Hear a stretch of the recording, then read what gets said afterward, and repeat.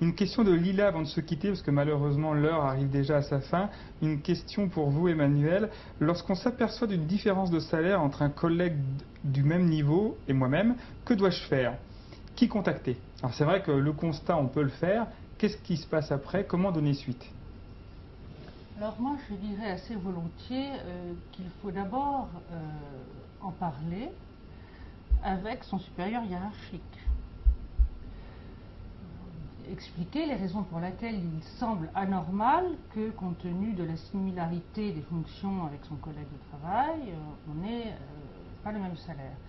Alors il est vrai que le problème du salaire est une question souvent taboue dans l'entreprise, mais il faut savoir la dépasser et oser parler du salaire des autres.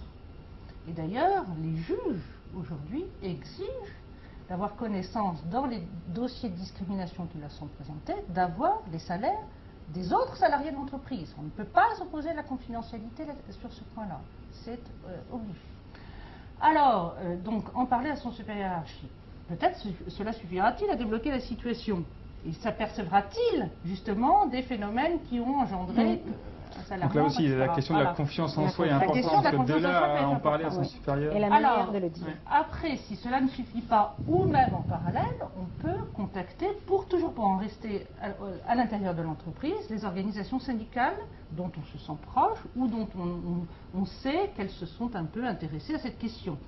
Ou au moins aller les chercher sur cette question. Qu'est-ce que vous avez à me dire? Il faut aussi que les acteurs de l'entreprise, que sont et l'employeur et les organisations syndicales, soient saisis des situations réelles des salariés dans l'entreprise pour pouvoir agir au niveau individuel, ou au niveau, comme cette femme par exemple, ou au niveau collectif quand il s'agit de négocier des accords.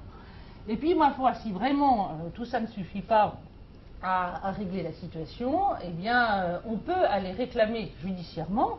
Alors, ça nécessite un travail important, un investissement important, une prise de risque importante vis-à-vis de l'employeur, ça c'est certain, pour faire reconnaître judiciairement que la différence de traitement n'est pas justifiée. Alors, bien sûr, l'employeur aura tendance à dire que si elle est justifiée par tel et tel élément, et ce sera à la salariée d'apporter des éléments sur le fait qu'elle est en capacité de comparer sa situation avec celle des autres. En tout cas, c'est intéressant, on a bien vu la réponse graduelle, elle est étape par étape, et des fois le premier niveau, le deuxième niveau peuvent suffire.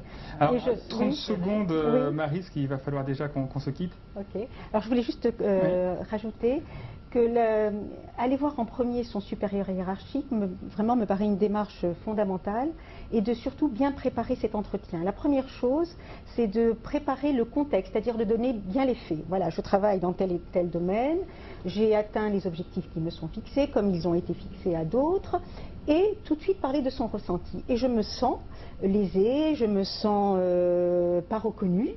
Et je souhaite savoir qu'est-ce que vous envisagez, parce que je ne peux plus accepter d'être payée. Voilà. Et voilà. Je pense que c'est vraiment important. Je l'ai vécu avec une cliente. Elle a mis en place, et son manager, ça l'a fait bouger. Et elle a été augmentée de 20%. Voilà. Donc j'encourage vraiment les auditrices à se lancer et à oser demander. En revanche, je vais bien garder le contexte, l'exprimer avec un message vraiment personnel, c'est-à-dire je suis, etc.